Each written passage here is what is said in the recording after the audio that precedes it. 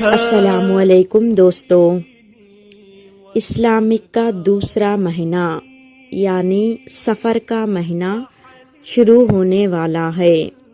کچھ لوگوں کا ایسا ماننا ہے کہ یہ مہینہ بہت منحوس ہے، اس میں آفت بلائیں نازل ہوتی ہیں، اور اس کے لیے وہ کچھ جھوٹی روایتوں کو بھی دلیل دیتے ہیں۔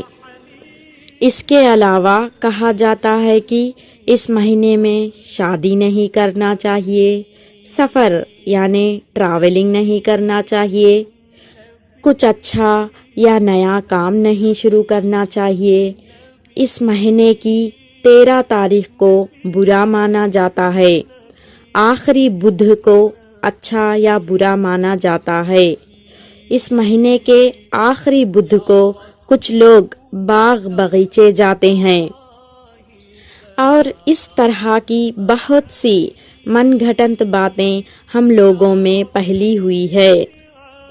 یاد رکھیں، سفر کے مہینے کو نحوست والا، آفت بلاؤں والا ہونے کی شریعت میں کوئی دلیل نہیں ہے۔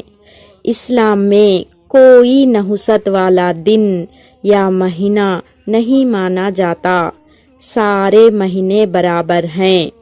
ہاں، رحمتوں برکتوں کے حساب سے ان کے درجے کم زیادہ ہو سکتے ہیں، جیسے رمضان میں رحمت برکتیں زیادہ نازل ہوتی ہے، لیکن نحوست کے حساب سے کسی کو کم زیادہ بولنا اسلام کے اصول خلاف ہے۔